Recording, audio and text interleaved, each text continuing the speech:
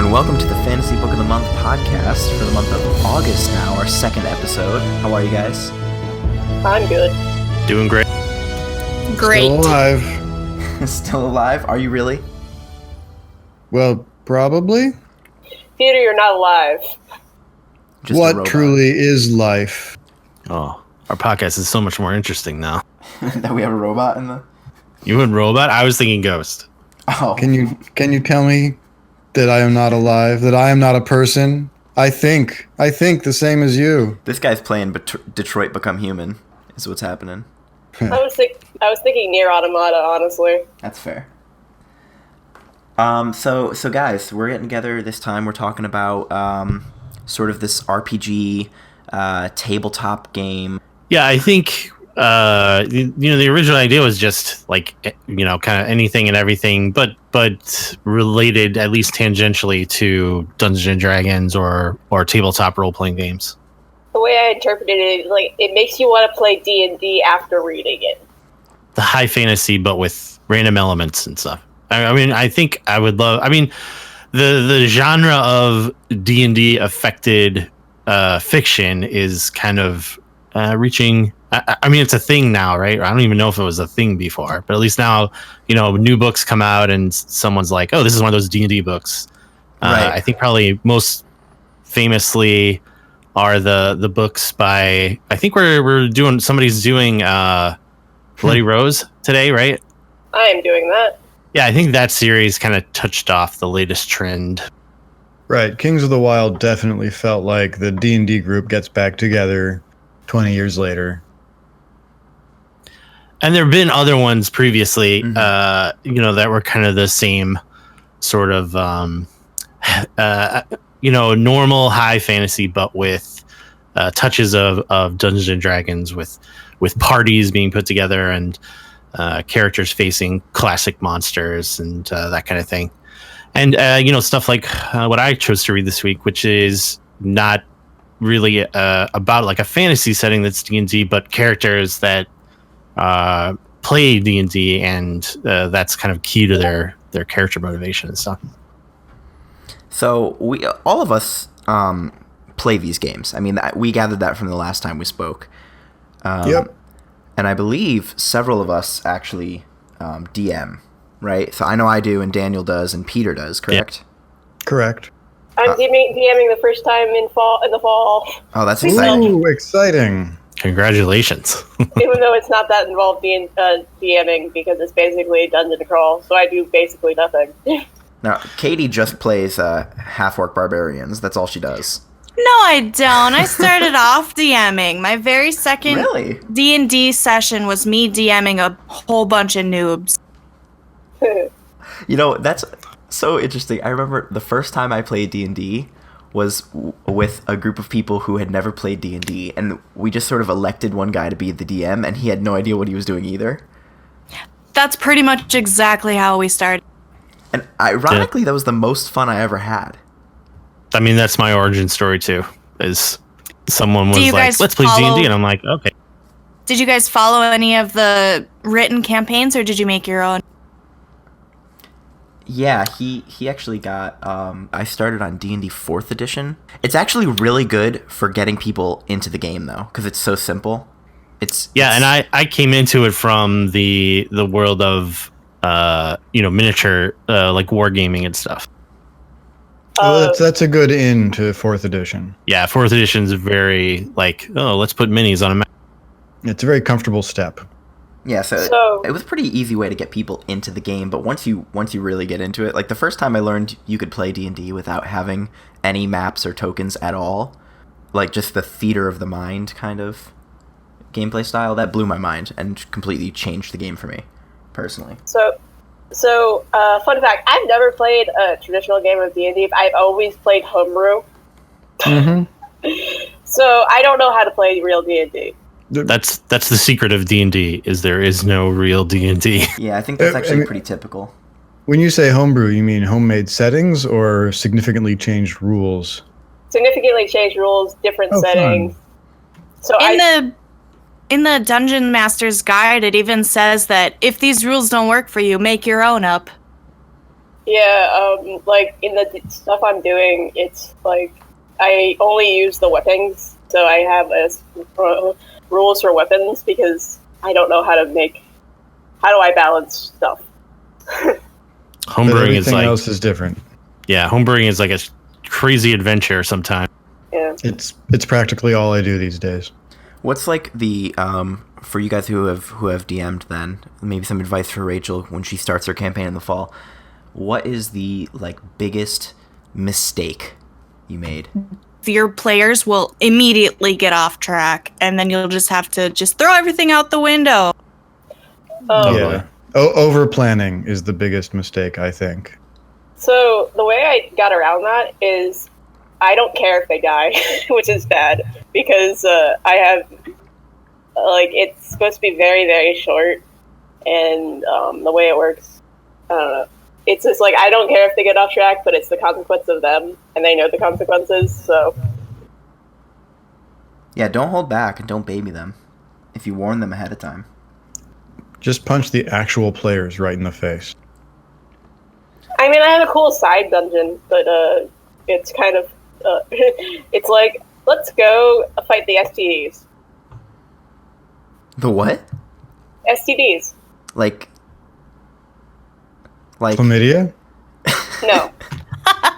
That's what I thought you meant.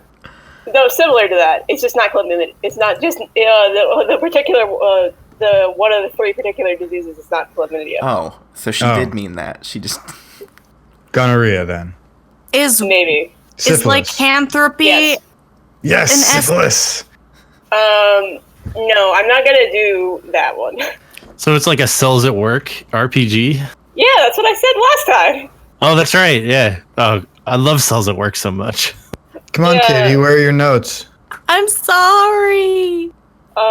So I was the one that had the most knowledge about biology because I got a degree in biology and I took some college classes with immunology. So it was like I am the most qualified to make this campaign.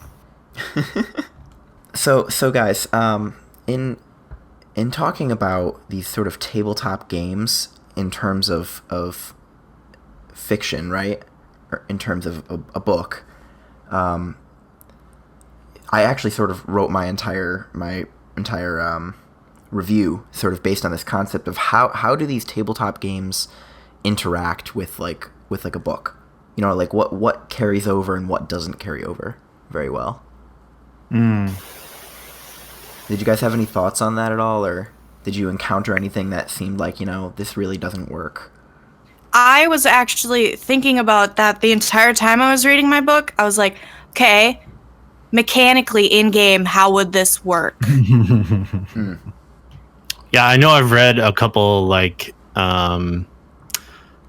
Matthew Colville. I don't know if you guys know Matthew Colville. He's kind of a famous, internet famous anyway, D&D personality. But he wrote a book called Ratcatcher, where the main character is just like ridiculously overpowered throughout the whole thing. And I was like, oh, so this is like a level 20 character operating in like a level 5 dungeon. Like, no. That kind of reminds me of like the Japanese trend isekais, or like in another world, kind of. Yeah, it read a lot like that without, you know, sort of accepting the conceit of, yes, this is a game. Instead, it presented, you know, kind of, you know, it treated it like it was real instead of, you know, throwing up menus or having people with health bars watch. So was it satisfying to watch that character who seemed to outclass everything wander around, solve something? Yeah, I actually really like Ratcatcher. You know, not to review a totally different book, but it's it was pretty satisfying. But it's because the nature of the book was a mystery, and so the overpoweredness did not like affect the actual plot of. Gotcha. It's sort of the character's power was tangential to or perpendicular to the necessary skills. Totally. Okay. Oh, 1 second. Should we say our names one more time before we? No, we are mysteries. If you want to, I don't mind. I think you're You guys- probably right. Yes, we should. Okay, I'm Rachel, And I am Peter. the robot. I'm Dan Evanson, the human. I'm Katie, Katie, why also human.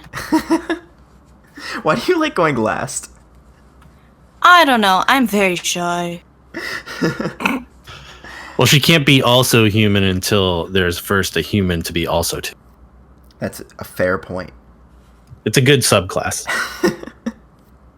I hate playing human characters.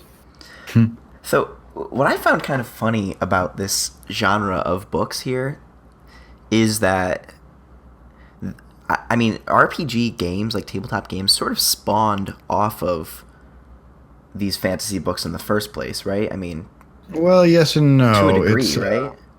Well, the earliest role-playing games took a lot of theme from, despite maybe denying this, took a lot of theme from the classic fantasy Tolkien books, Right. but mechanically and I think inspirationally, they were an outgrowth of wargaming originally. Okay. So you could, I mean, obviously they took some inspiration from the very well-known fantasy genre and tropes, but they grew out of something entirely different. Well, see, the way I was interpreting it is they took this sort of fantasy large adventure kind of story and they said, well, how can we mechanically play this as a game?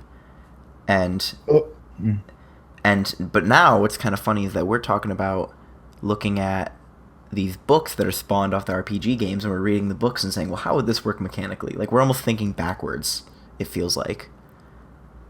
Well, in a way. I mean, so I don't quite agree with the original, with the initial premise there, because the original role-playing games were about very small-scale, personal stuff. If anything, they mimicked like sword and sorcery or sword and sandals sort of style fiction instead. And because they just pushed a handful of characters down into a dungeon and practically watched them die. Right.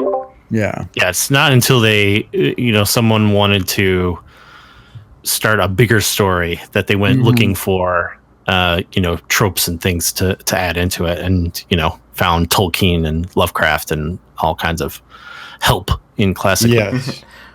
Yeah. I think it kind of also now evolved into like MMOs and stuff like that, because like MMORPGs.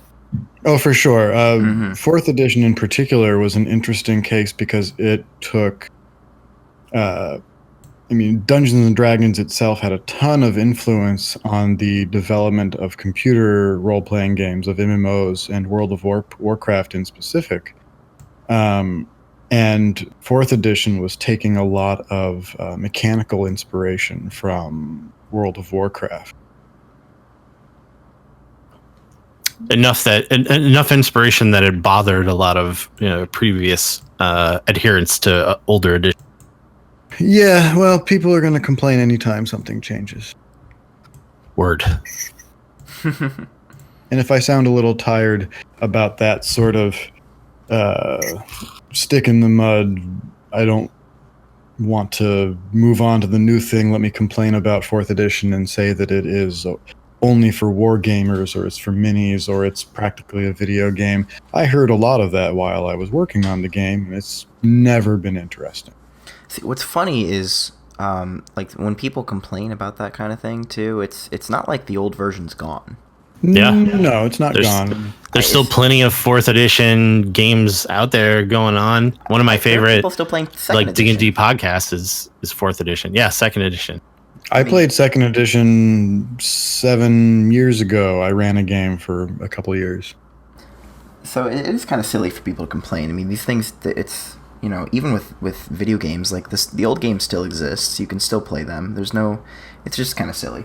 People, I think, like to complain. Well, that's definitely true. It's true that the old game still exists. You can always pick up an old book. It's not like it just vanishes. And that argument's been made a lot. But in another way, the company is trying to move the community along. I mean, obviously they need people to buy the new books. So they want the gamers to follow them. And if there are people who like the current edition and don't like the way that it's moving or changing, they are in some ways justly afraid of having that community pulled away from them. Yeah, that makes sense. That does make sense.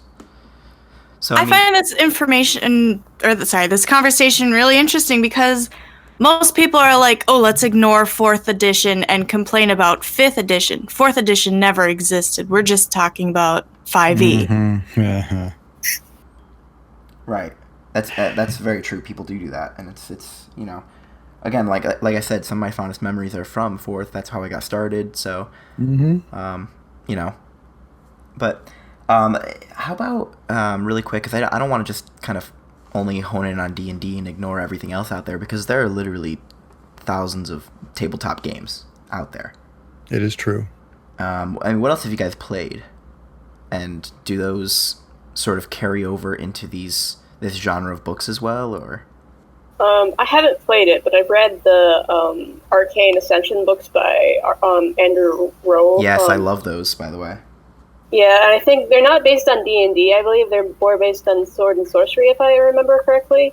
And yeah, but I really like those books, and it gave me RPG drive. And I know it was not specifically inspired by D&D. Yeah, I'm glad you actually brought that up, because that's a very good series. I was thinking about that earlier today. When you say... what was the series?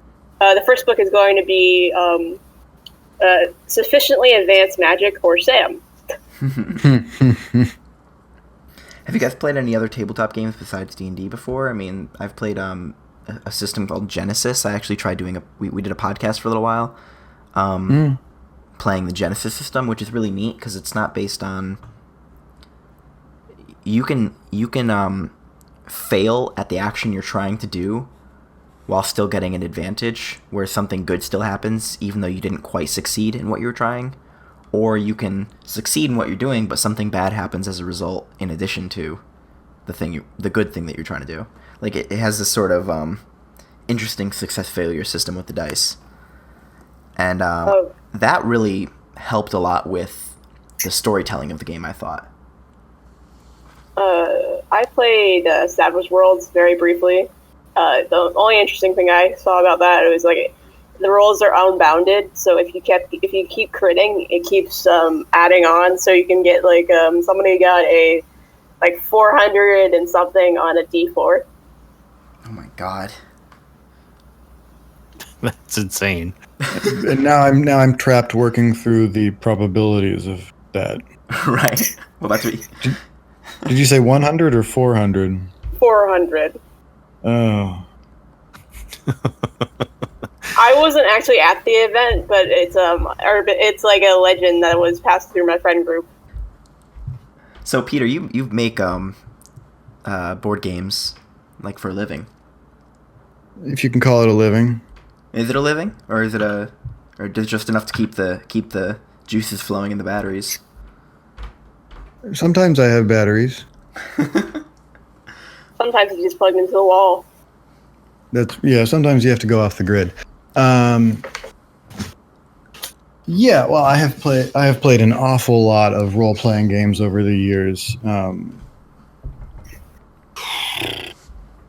Shadowrun, Exalted, Mage, Werewolf, Vampire, Scion. I'm peering backwards over at my shelf right now. I did play an awful lot of Exalted. I have a half dozen home systems that I play with. One of them I'm hoping to publish this year. It's called The Well. I was actually looking on your website and I saw that and I was interested. Could you tell me a little more about that? I could absolutely do that. And thank you for giving me that in. Why don't you tell us your website real quick? Oh, the website? Well, there's my personal website, paschaefer.com, where I post short fiction mostly. And then there's shoelesspetegames.com, where you can see other current gaming projects. There's the plug. Boom. Plugged. Promo. Do I have to pay you now? No. I insist. All right, I'll send Katie some money. No one else gets anything. Yay! But Peter, how are you going to find where she lives? We only know that she lives in this northern place that I can't remember the name of. Minnesota, that's the one. Well, see, she's the one who's tracking all the information on everybody. So if we don't remember where she lives, we're doomed. She doesn't have to tell us. You don't have to find me. I'll find you. She's right behind me. I mean, I'm pretty easy to find in my tiny town that you know the name of. Don't put... Can you cut that out, though? Yeah, you got it. Oh, sorry. I'll cut that. That was terrible. No, that was stupid. Honestly, yes. I was planning to cut that whether you said anything or not. Don't worry. Well, we can leave in just how dumb I was to shout it out. I was just so proud that I remembered. Can we instead... Hey, could we instead just have, like, a really long over the name? Sure. We can leave everything in, just put a to bleep it. Sure, you got it. Why duck? I don't know, it just sounds great. We can do that for swear words, too. Yeah. Thank you for screaming the name of my town. You're welcome. Oh boy, I've been dumb before, but... All right, so, but yeah, back to your... Oh, sure. Games. The Well is a pretty lightweight role-playing game that the setting developed out of a desire to have the classic dungeon crawling role-playing game set up where you go down into a dungeon just deeper, and the deeper you go, the harder the monsters get and the better the treasure is. But I also wanted it to make some kind of sense. I wanted it to have classic enemies, so I went with undead as a general rule. And then I needed it to make sense in my head.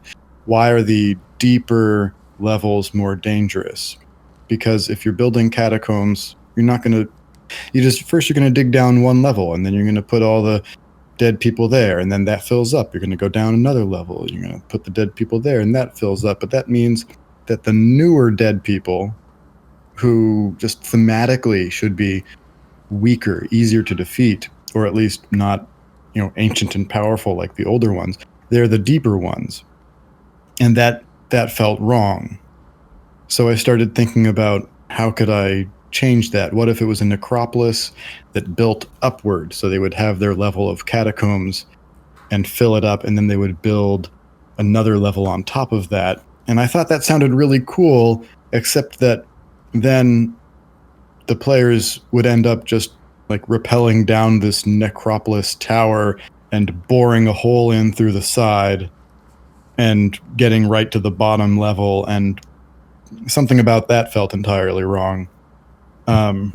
So in the end, I came up with ages and ages ago, your ancestors dug downward and made their city deep underground to get away from something terrifying. And as time passed, they used up the resources and they entombed their dead and filled it up. So the space that they lived in was getting too full. So they moved downward and dig out a new city. Okay. And then they move farther down and do it again, and so on over generations. And then at some point, the undead or the dead that they've buried behind them, above them, start coming to life. And so they count the levels upward. There's the city, and then there's level 1 right above them, and level 2 right above that. And each level is older and has had more time to grow corrupt and monstrous. And it also means that the objects that you find there are older and more have more archaeological worth and have been lost longer, and that kind of thing. So wow, I love that. That sounds really cool. Thank you. I mean, it all grew out of a very silly justification of an age-old there's a word that I forget. Just the way things happen, the way people do things in role-playing games. And after justifying it, I ended up with this setting that sounded pretty darn cool. sometimes it's that, just that extra little effort in logic that helps you come up with a very unique idea, though. I have found often that being forced to work within a constraint. Yeah, exactly. A creative constraint can really do a lot of good for your creative endeavors. And where can people buy that again, Peter? Nowhere yet. Yeah, it's not out Okay. yet. It is actually. We will be waiting. Okay, well, I am also actually waiting eagerly. I'm working with somebody for layout right now, and then I need to get a little more art commissioned, and then I will be throwing it at everybody. Well, we will keep in touch. We'll keep up with updates on that, and guys, we can talk more about it off podcast. I think if you guys have specific questions for Peter. I thought this was the Advertise Peter's Stuff podcast. I mean, I don't mind it. I actually Peter's don't, our first sponsor. Because that sounds really fascinating. And I want to play this game, but I want to talk to you more about it off podcast before we get... I have some things I actually want to talk to you about, personally. Weird. Oh, Sure. Before we start talking about it, Normal Looks, I have a quick off-topic thing that I have to say to Daniel. Yes? So I actually listened to Uncanny Collateral recently because I got a free copy from an author, like a Twitter giveaway. That's awesome. Yeah, and it was really, really good. Oh, okay. I thought you were going to tell me how wrong I was in my review. No, I really liked it. It was a short 5 hours, and it was great. And yeah, it was a good length. Yeah, it's dummy. Not super long, but it was nice. I'm feeling an overwhelming compulsion to shout the name of somebody's hometown. I'm not going to, though. So, shall we get into talking about our books, our book selection this month? Sounds good. Mine's gonna be pretty short. So I read Lady Ruin by Tim Waggoner. Which is a great name. Yes, I'm jealous. It's a great name for someone from Minnesota to say. Is it Waggoner? Okay. Waggoner. Waggoner. If you look it up in the dictionary, it will have the AE sound. Okay. Waggoner. Okay. All right. So it takes place in the world of Eberron, which I've never actually played in because we just do a homebrew world that I've made. Mm-hmm. And there wasn't any real background in the book itself, but I understand why there wasn't any.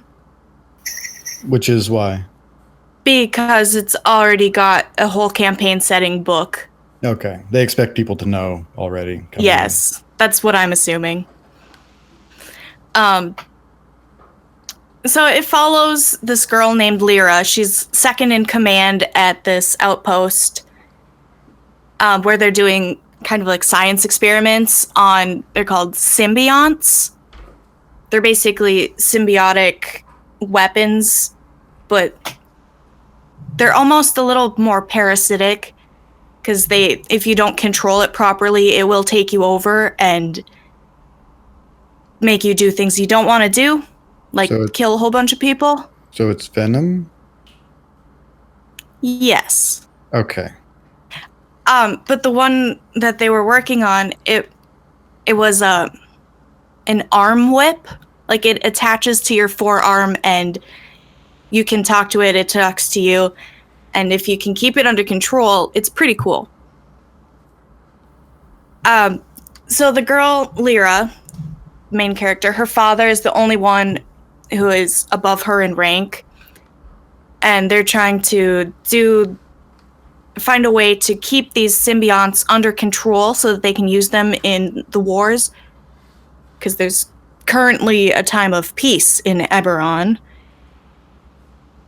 But they're trying to figure out how to use them as weapons. And it was a decent book. It wasn't my favorite. I'm not gonna throw it at people and say, don't ever read this. If you want to read it, go ahead. I wasn't very impressed because there were things that seemed strange and out of place. To me, at least. So read it if you want to, but Katie will no longer respect you? still say hi. So the only D&D thing or like RPG field was the setting, or was it like what day do you choose it other than the setting? Mostly, I just chose it because it was of the Eberron setting, and because I bought it in a game store. I have never actually played an established setting, so I thought it would be interesting to see what they've all got. Was there anything particular, like, from the D&D world that you got out of reading this? It was, like, very like, wow, this is very much D&D. Like, the fighting sequences, they were mostly, like, very descriptive things that I would try to put during my own battle sequences. Like, you slide off to the side, and then you come around the back and slash at their thighs and make them fall, all that. And then Lyra gets a critical hit. So perhaps, so perhaps, like, you know, reading this could be like some good inspiration for a DM in making the word picture. Yeah, but only for the fighting sequences. Like, I don't think the story is something that you would want to copy for your own campaign. Interesting. That's a shame. I love the Eberron setting so much. It's got that weird science fantasy thing with, you know, flying boats and lightning trains. People with lightning trains. I love the lightning. See, I actually included something like a lightning train in my own world, and I had no idea that it was like a thing until I read this book. So is this our first, like, I do not recommend this book? I believe it is, and I'm sorry for going first. No, it's okay. It's okay. We need those once in a while, honestly. It's such a shame because I think Eberron is my favorite campaign setting, and it sounds like they just didn't do it justice in that one. But you know, I hope people give at least, you know, pick up the campaign book because it's really good. Did they update Eberron for 5e yet? They're gonna do that this fall, I believe. Well, there is a book out. I think it's still like under development or whatever, but you can actually get it on DM's Guild and in D&D Beyond, I think, because that's where you can pick up the Arcanist class. Yeah, if your wizard is not scientist enough, then you want Eberron. Katie, do you think if you knew the setting, would you enjoy the book more, or would you still not recommend? My problem wasn't with the world; it was with the actual storytelling and the. Okay, that makes sense. Okay. Like, the pacing was really weird. They just randomly threw in another character that all of a sudden, oh yeah, we're basically best friends. Well, that's true. It was just like a D&D session. It's just like, who is this random person that's joining us when somebody wants their friend to join? Pretty much, yeah. I guess should we hop into Daniel? Mm-hmm. Let's all hop into Daniel. Oh no! Wait, this doesn't work again. No, do you like Daniel or Dan? Either is fine. Okay. Danny I think boy? most people would call me Dan. I do not like Danny. Noted. I don't know where I picked up my very much dislike of Danny, but how about Dan-tastic? Oh no, only Daniel's son would probably be worse. So what'd you read this month?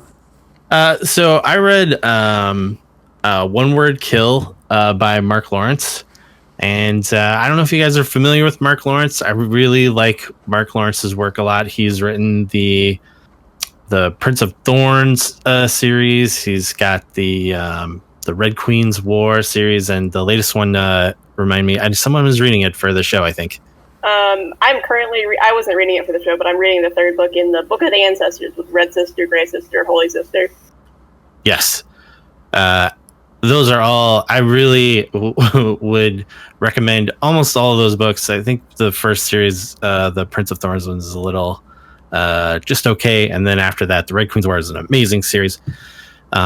But this is his new one. It's not fantasy, straight up fantasy. It actually takes place in London in 1986.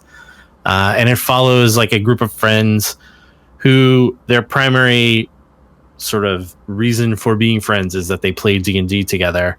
And they the book is really like about their hijinks, so to speak. But primarily it's one character, Nick, who, the core of the story is Nick's experience in 80s London when he's diagnosed with cancer, and then has to navigate being a kid in 80s London with cancer and friends who mostly love him for playing D&D together. And if it was just that, I feel like I would have loved this book quite a lot. Mark Lawrence is an amazing writer. It's really good. Everything, the prose is like really excellent. The story dragged me along. I love the characters. It's just that in the middle of that, he dropped a time travel plot element. And time travel is obviously like super tricky.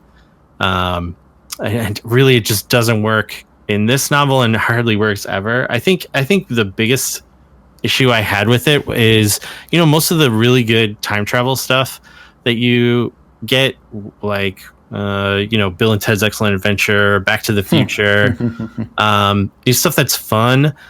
It's usually like they have to go back and fix something or make a change, and it's about them trying to go back and make a correction or something like that. In this one, the time travel is that they're trying to preserve the timeline that is the sort of the best timeline. So a guy, comes back from the future, and his main input into the story is like, don't change anything, make everything the same. And it's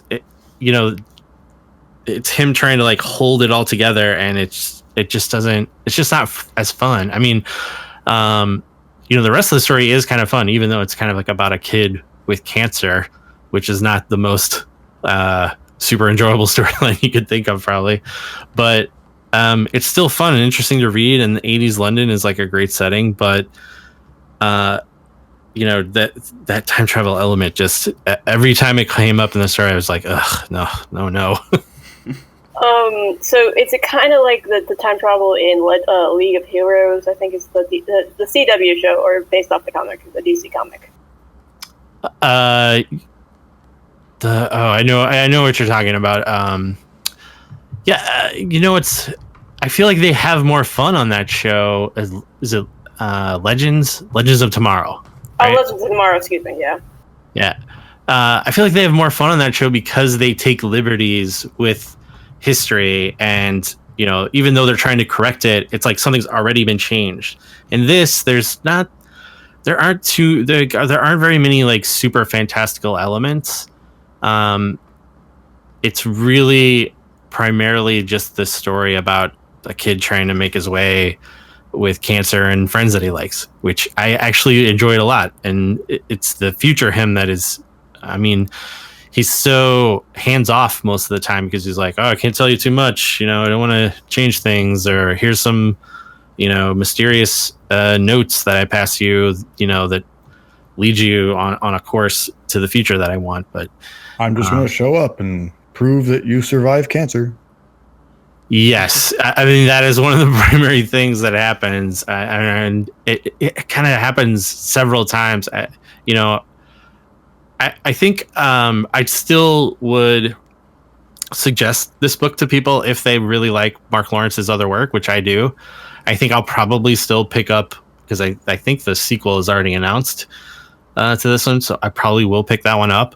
But I think that's mostly because I have some loyalty to Mark Lawrence, and not so much because this book really wowed me or anything. I believe it's already out. Yeah, it's out. It was published May 28th.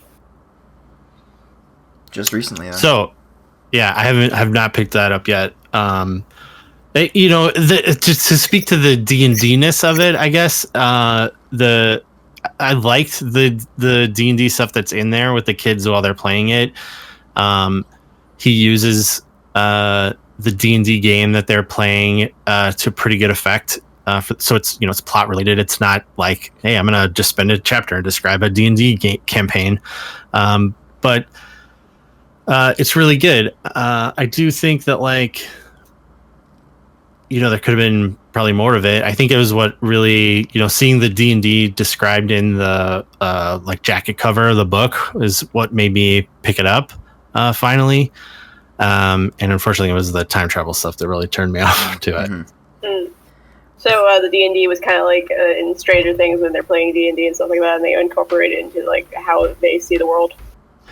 Very much, and very similar to Stranger Things, where when they finally are like making some realizations about what's going on around them, they describe it in terms of the D&D game that they're playing, or the plot elements of the D&D game are kind of metaphors for what's going on around them. Okay. See, I really like that too. I love the any story that sort of follows people around their formative years and the things that really influence them during those years. Especially D&D, it is that way with Stranger Things as well. Like, watching these kids, it's just kind of nostalgic, And you're 100% right, Daniel. I think about the time travel. It's only good when you're not taking it too seriously, right? Because right, there are so many opportunities for just plot holes that if you're actually trying to make sense, it kind of just ruins it. Yeah, totally. And you're constantly hand waving. I mean, we just did, Avengers Endgame just came out a little while ago. It has a huge time travel element to it. It's probably the worst thing in that movie.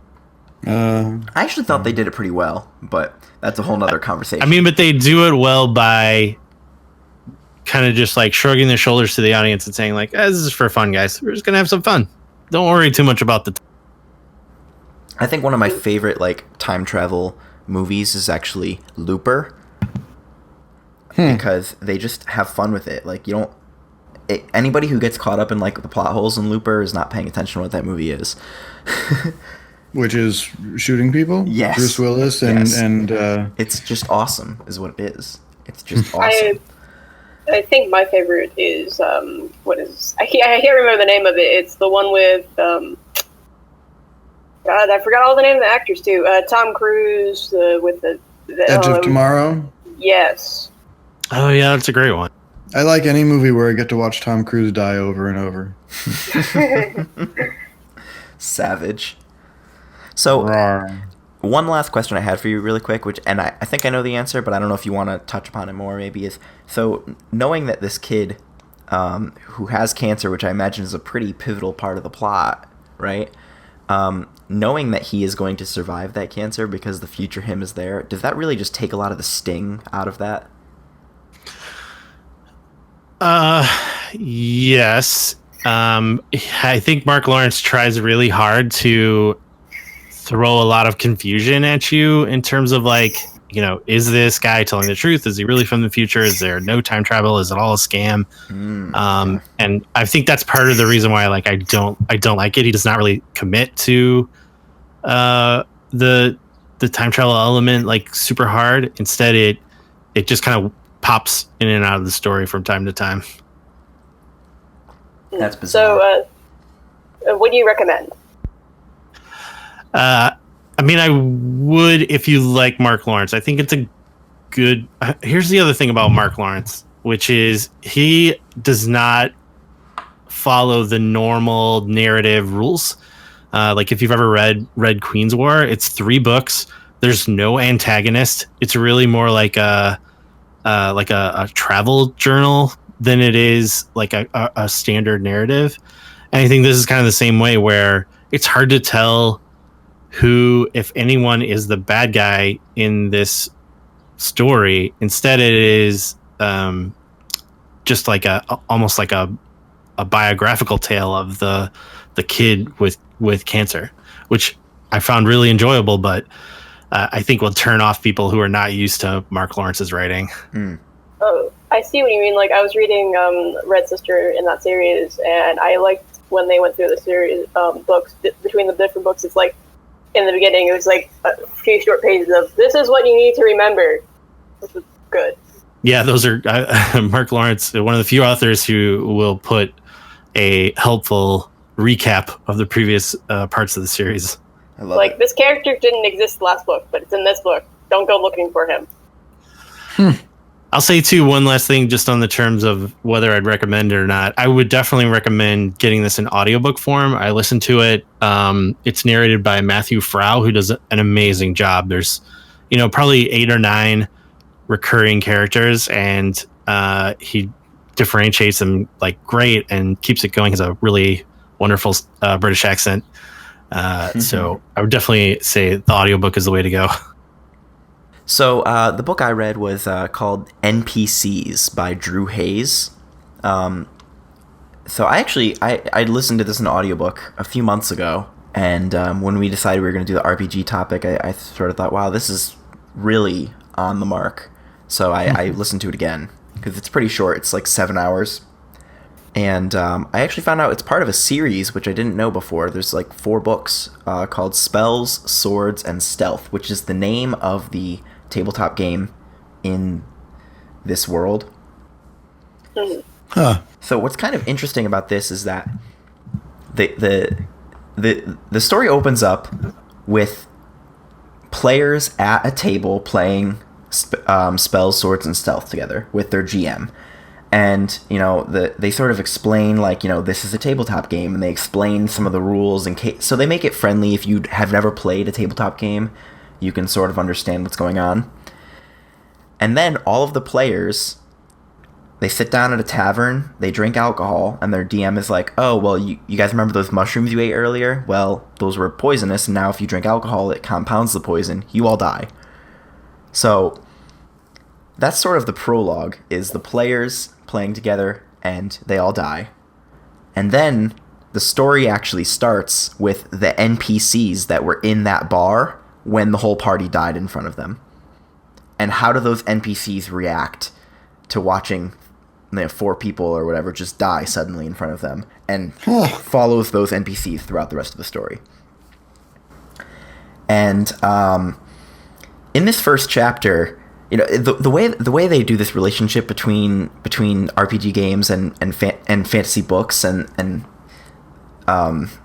the way we treat the characters in a tabletop game versus the way we treat characters in a book is very interesting. So they make mention to these NPCs being unimportant. They're like, they're just NPCs. We don't care about them. They can die. They're not important.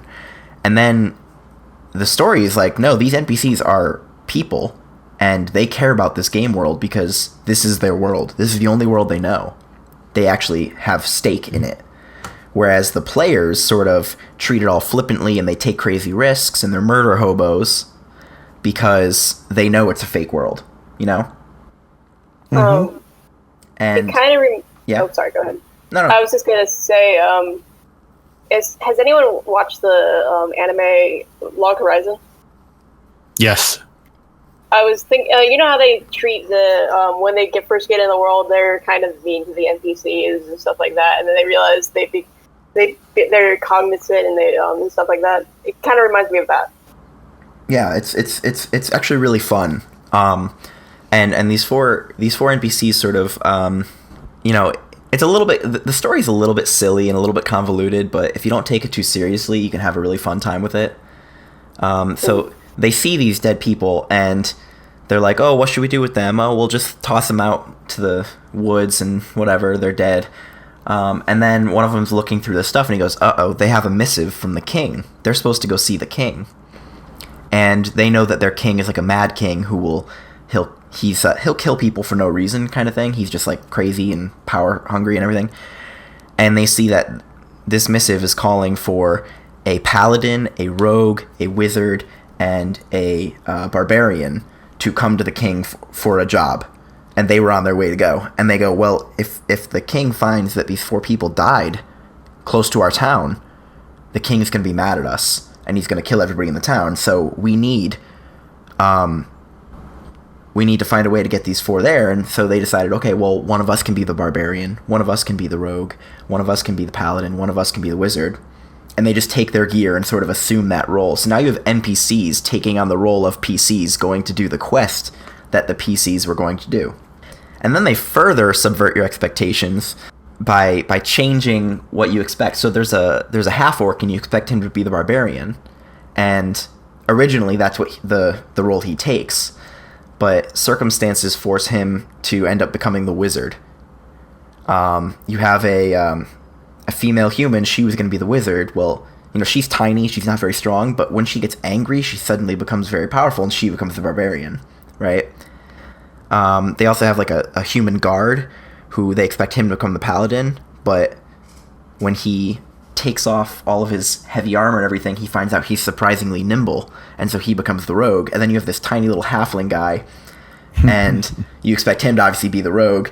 He gets chosen by his god, which is the god of servants, and he ends up becoming like a paladin of this god of servants. And it's I really love the way they subvert the expectations in the book as well, and it's just a fun time, I think the book has a lot of commentary on RPGs and fantasy books and the way it all interacts, but at the end of the day, I would just say it's fun. It's pretty short, and if you want to give it a listen on Audible, I'm actually not sure if you can get a physical copy. I think it's an Audible only. I would recommend it. So is there does it go like all the way through the adventure? Yeah, it does. It does. To some kind of conclusion? It does. Yeah, I don't want to like spoil it too much, but what I will say is that essentially the storyline is another NPC sort of discovered that they were in a game world and found a way to manipulate dice rolls. And so any PCs, so any of the players that were actually trying to kill this character, this big bad guy, he would manipulate the dice rolls and they couldn't defeat him. But a non-playable character who doesn't have dice rolls can beat him. So that's the whole gist of it. But there's a whole series, so I'm imagining that they, obviously that storyline ends in this book, and they'll have other ones in the other 3 books. So that's great. I like that a lot. What was the name again? The series is called Spells, Swords, and Stealth, and the book is called NPCs. Cool. I think I'll definitely pick that up. Yeah, it's fun. It's a good time.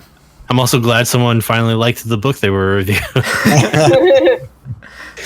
It reminds me of John Scalzi's book Red Shirts, which has a very similar attitude toward... Isn't that about the Star Trek red shirts? Basically, yeah. But as a very... It's like the people on the... like people realizing they're in a television show. Or that the... Yeah, like the Truman Show kind of thing. I mean, it's more like you're having your everyday life, and then suddenly you find yourself being worked on by... I think in the book they call it the narrative. Yeah. You get forced into making stupid decisions and using scientific gobbledygook because the story is focusing on you at this moment. What do you mean Game of Thrones Season 8? What are you talking about? Regardless, I enjoyed that book as well. So, Peter, what did you read? I don't know. I decided that's bad. to go. You should know. I think you wrote a review about it. Oh man! Oh shoot! So I ended up going kind of old school. I went back to The Crystal Shard, the very first book by R.A. Salvatore, who is the author best known for creating Drizzt Do'Urden, the dark elf ranger who fights with 2 scimitars and has a panther companion. Amusingly, he was never intended to be the hero. This book is supposed to be the rise of Wulfgar, the barbarian hero for whom Drizzt is sort of a mentor and then sidekick, but the dark elf just took off in popularity, and that's where the story went. The book's fine. It is a minor classic of the Dungeons and Dragons related fantasy literature. The author has decent pacing and is pretty good at fight scenes, which is nice. The book suffers from well, suffers from the same thing that a lot of Dungeons and Dragons does, which is simple racial essentialism. The natives in the northern icy land are all called barbarians without any sense of self-consciousness or irony or anything. They're just the barbarians. The goblins and orcs and giants are all inherently evil, and that never seems to get questioned. We have the protagonist, Drizzt Do'Urden, who is a dark elf. He's from the race of cruel, malevolent, evil underground elves, but he's the good one. And that's a problem all in itself, especially since this is a race of naturally evil people who are all dark-skinned. It's just, there are a lot of problems with the book, but if you can look at it and say, this is not inherently the fault of the author or the book, this came out of the dictates of the role-playing game setting, which were written by other people. It's a fun read. You can look at it and say, oh, I see why this character has such legs, why people got excited about this character, and why people are still reading about him today. It's part of the, it's not okay that they're dark-skinned and evil. You also have to kind of think about, like, the time that this was written. So, yes and no. I mean, if it was written in 1960-something, maybe I'd agree with that flat out. As it was 1988, and I feel like people in general should have known better. But it's based off of something that came out in, like, the 70s, right? The mid-70s, mid to late 70s, yeah. Even so, I think, written today, you could do something similar with a lot more self-awareness. And again, yes, it came out of the time, and we should acknowledge that without ignoring the fact that it's problematic. Yeah, for sure. That is an interesting point that you bring up, though, because I think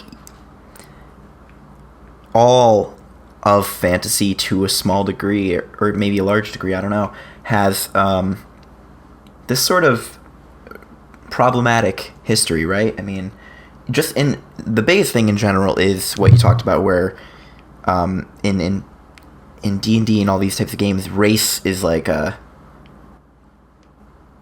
really tricky thing to play with, right? Oh yeah, it's often problematic. That's the thing with having all of these different races. It's like, well, do they all get along, or do they all hate each other? Or, it's... I mean, it's part of the issue is that races in D&D, at least, are stand-ins for different cultures, and where cultures share a natural, they share cultural characteristics because they have a lot of internal communication and they share these outlooks. Applying that to a race makes these stereotypes that are reasonably and appropriately applied to cultures, it makes them seem reasonable and appropriate to apply to biology. Right. And that can be a problem. Most of the time it's a problem. Yes. So I've heard of this character, Drizzt. Yeah. But I've never read R.A. Salvatore. I actually have a copy of one of his books sitting in my pile that I'm hoping to get to. But can you tell me a little bit about why this character became so popular? Its rise to popularity? I don't know if I can in full, because I don't have a huge attraction to the character. I think I think it fulfills a lot of people's interest in characters who are loners, or at least are entirely self-sufficient. He certainly, as a character, seems to be the most capable. I definitely enjoy reading hyper-capable characters sometimes, although I end up getting tired of them. He he's a little emo, so that probably appealed to a certain group. He's definitely kind of introspectively looking at life and thinking about why is he this way when everybody he came from is this way, and yeah, sort of contemplative and aloof and removed, while still being excellent at all the things he does. Has that sort of become an overused trope at this point? What, like the I'm a member of race X, but I've overcome my inherent nature? Yeah, yes, but also just like the dark past, I'm a loner, that kind of, every campaign I've played, somebody tries to make a character like that, and it's always very difficult to play with that person. Because that person is uninterested in creating connections with the world or usually the other characters. They want to have a little power fantasy usually, and anything that undermines that in their eyes, they want to get rid of. So they don't really engage with the other players very well, very easily, very willingly. Not sure what the right word choice is there. I've always found that to be a problem. I don't know about you guys, but... Me yeah, too. I made that character once, and it was terrible. I'll never do that again. I think we've all also made that character once, right? Well, it was my first character, and it was terrible. I hated him. I think we can forgive you. Well, I didn't know what I was doing, and I didn't have a background. Like, okay. Right. Mm-hmm. I started making my characters like as I went, and then started making terrible decisions and acting like an asshole. I'm actually dark and mysterious in my real life, so all my characters are like bubbly clerics. So you're dark and mysterious to everyone except for Katie, who knows everything. That's right. She's the true shit. Katie, are you sure you're not the robot that's connected to the web, or are you just connected to Peter? Well, we are birthday buddies. That's true. Happy early birthday to Daniel. Oh, thank you. Oh. Happy early birthday. Oh my god. Somebody buy this guy a book. It's in 8 days, question mark? Yeah, the 14th. Oh yeah, because it's 14 days before mine. It's Bastille Day. So happy early birthday now, but late birthday when this comes out. Exactly. Yes. Oh, that's right. Isn't time weird? Hello, also happy, future people. I guess happy late birthday to me too. So wait a second, are we also time travelers? Yes. I mean, yeah, I'm traveling through time. I'm so disinterested in our storyline all of a sudden. At a rate of 1 second per second. Well, I was thinking, have you heard of the International Dateline, right? Yes. I always think you're just time traveling when you go over it. Pretty much. That's just fact. Because one time I left Australia at 4 a.m. and got to LAX at 7 a.m. Isn't that the best? Mm-hmm. It sucked. My brain was screwed. No, that's, yeah. So ultimately, is this... So you want an ultimate thumbs up, thumbs down? Well, if you want to, but is this indicative of the rest of his work, or is this sort of just like, it's his first and it's problematic? Oh. I don't know. It's hard to say. I mean, I've read a number of the older books of his, but it's been a while since I've read the other ones. I picked this one up to reread it for this. Honestly, I think the next one takes the form of a much more traditional role-playing game adventure. It's Drist and the three other characters. Oh, I forgot to mention the inherent and unremarkable sexism in that there's one named woman and she almost does something. So it's a very problematic book. Yeah. Okay. Yeah. In the next book, I think the four of them go off on a more D&D-like adventure to an old Mines of Moria sort of place. And I'm pretty sure the woman does a thing in that book. Wow, good for her. Right? Moving up in the world. My God. Take that, glass ceiling. But yeah, so it's definitely, it is interesting archaeologically, so to speak, if nothing else. But it's also a fun yarn if you can look past its Very problems. We have to acknowledge it's very problematic. Right. I guess I'm next with a very well-known book, Bloody Rose by Nicholas Eames. No, I haven't read it yet, but it's on my list. I will try not to spoil anything. Thank you. Is there blood? Yes. Are there roses? No. Shit. Spoilers. So it's it's chronologically it's a sequel to Kings of the Wild, but also could be read as a standalone. The only thing I'm going to say, comparing the two, because I would like to keep Kings of the Wild as its own thing, since Bloody Rose it's its own book, is Bloody Rose has a much more cynical feel. I feel as it reads, it's less jokey and stuff like that. But it actually it has a feeling of somebody new coming into an established party and them trying to figure out their place in the world. Because the main character is Tam Hatfield, and she's not your typical main character. She's actually the bard.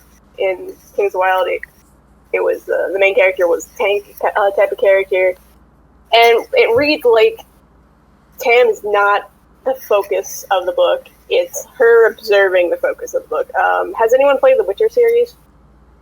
Sure. And like Witcher 3, you know how Geralt isn't like the main character? Right. You know what I mean? It's him watching Ciri be the main character. Right. Yeah, he's the point of view character, right? Yeah, Tam is that protagonist, but she's not the hero. Now, I haven't read the book or played the game, but maybe similar to The Black Company, Croker is the analyst. He's recording what they do, but he ends up kind of being at the center of things, but only watching most of it. That kind of thing. Kind of. She does develop at the end. My main problem with the book, I wish Tam had more development. Other than her, she does develop, but I wanted more like the other characters, because the other characters have great side arcs, and it was great seeing them develop and stuff like that. But I wanted more from the main character. And another problem I had is the plot is kind of predictable at points, but it's still fun. But I really, really liked the way how Nicholas Eames describes the characters and how he describes the fight scenes. Oh, okay. Yeah, I remember that being good from Kings of the Wild. Like, every side character has their name, has their shtick. Like, there's something like Lucky Star and Courtney and the Sparks and stuff like that. It's like, you know what I mean? It's like that music theme, and it feels really good. And it's nice knowing what the characters look like for a change. Sure. And like, what the hell is happening of when it's fighting, other than they suddenly appear from nowhere. But I really like that. I will say I would recommend the book. I would not recommend the audiobook. I did not like the audiobook's narrator. Oh, interesting. I sat through it because I had to, because I didn't own the physical copy, but I didn't like the narrator. Yeah, there's nothing worse than a bad narrator. Her male voices I didn't like her male voices. And her female voices were not distinct enough for me, and I kept getting confused on who was talking. That's always a problem, so. Yeah. Also, the weapons are cool. Like, Bloody Rose has that basically a boomerang. Whoa. Like, she can throw them, and she can call them back with her gauntlets. Take that, Drisdord. Be Bloody Rose with red hair and black armor and scimitars that come back to you. So, how does this book sort of fall into the world of tabletop RPG? It's just how the characters are a band of mercenaries that are working together, and you can have Bloody Rose and Free Cloud, who are the DPS fighters, and they're going at them and rushing in. And then you have Brune, who is the kind of like he's a shapeshifter tank kind of character. And then you have the Summoner. So it just feels like a party. In the way it like sort of describes their battling predominantly. Yeah, even though Tam doesn't really fight that often because she's the bard. So does it have any sort of like commentary on like tabletop games and? It might, because I'm not that well versed in D&D commentary, but if Peter reads it, he can tell you. Well, I'm curious, like in Kings of the Wild, the characters were all longtime adventurers coming back to adventuring again. So they all had storylines that were indicative of kind of the usual fare of D&D. But these, if I remember right, the Bloody Rose is like the daughter of one of the original characters. Yes, she is the daughter of Golden Gabe, who was the front man. And so, is it now that like these are new characters and they're kind of building D&D-esque kind of storylines? No, the only new character I would say is the main character Tam, because she actually just joins this group without any experience, but she is also the daughter of mercenaries. Does it feel like it's a story of someone joining a D&D campaign like in the middle? Yeah. So it's kind of like, that's what I was, she's a new character joining a group of old people. Well, like older people. Oh, okay. Yeah. And she has to figure out how she fits into the group. I think that's something we can all kind of relate to in terms of anybody who's played any tabletop game coming in the middle. Yeah, it's like a group that are like in their prime or a little past their prime.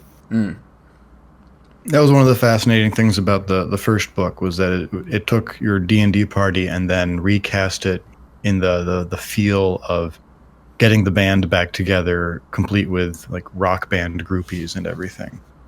Yeah, it has less musical satire, because apparently the first book had a lot of musical satire that I missed. Sure. I was reading reviews because I wanted to have other people's opinions as well, and that's what somebody pointed out. I did like that they also had groupies just following them, and I thought that was hilarious. It's such a strange universe that he makes in those books, that where he is doing that kind of odd commentary, but the characters just treat it entirely straight. I think that really helps. Yeah. It does, even though it does continue on the commentary from the first book of like how humans treat monsters. Oh, interesting. Yeah, that didn't really get resolved in the first book, I guess. They do touch on it. Yeah, it gives the book a much more cynical feel. Interesting. I still really enjoyed it. It was really fast, about 15 hours. So you would recommend? Yes, I would not recommend the audiobook, though. Okay. That's good. I'm glad. I'm excited to read. Yeah, I'm looking forward to this also. I can't wait for the third book to come out at some point. Is there a plan? It's on Goodreads, so I assume he put that on there. Oh, okay then. And so if any of you guys want at home read a little bit more about any of these books, all of our written reviews will be up on the website on toomanythoughtsmedia.com. You can scroll down on just about any page now on the sidebar at the bottom. You'll have a list of our latest book reviews. And you can also probably find us all on Goodreads, right, guys? Yep. Yep. Not me. Not yet? Or not at all? I just don't have the time. That's understandable. You're fired. One more thing. But wait, he's our first sponsor. Oh, no. I would like to say one more thing. I would read Kings of the Wild first before reading Bloody Rose, just for continuity's sake. Yeah. Good to know. That makes sense. Even though they're standalones, stuff happens in the last Bloody Rose that would has more emotional impact than if you read King of the Wild first. Like, have you guys ever met somebody who like will read a book, like a book series right in the middle? Like they'll just pick up book 6 and just start reading. My mom would kill me. Oh my god, I know people like that. It's just weird. I'm like, how I've done it accidentally. Oh sure, accidentally. Like I read the Cinda Williams Chima series. I read that in book 3 by accident because I didn't understand. Yeah, those ones are kind of hard to understand because they all like have the same title and it doesn't actively say, oh yeah, book 1, book 2, book 3. It was also like a different story. Like it followed a different main character from the rest of the series. It was like the Air series, like Warrior Air, Wizard Air, blah blah blah blah blah. Yep, I've got those. Even though my favorite book is actually the first book. Same here. I understand. And then it goes to somebody else and you're like, oh, I don't care about this person. Welcome to about half of the Wheel of Time. Also, Maslin. Well, guys, I think that's it. I think we're going to wrap it up for now. So, thanks for tuning in. Make sure you can subscribe to us on toomanythoughtsmedia.com. Subscribe to the podcast wherever you get your podcasts. You can check us out on Facebook, Twitter, Instagram, and YouTube. And in the meantime, keep reading. We'll talk to you later. And don't forget about The Well. Don't forget about The Well. We'll keep you updated with updates as that comes along. You can also follow us separately on Twitter. Yeah. Be sure, if you check out our book reviews, it'll have each of our little author bios at the bottom, and you can find our social media there. All right. Thanks, guys. Bye-bye. Thanks. Bye.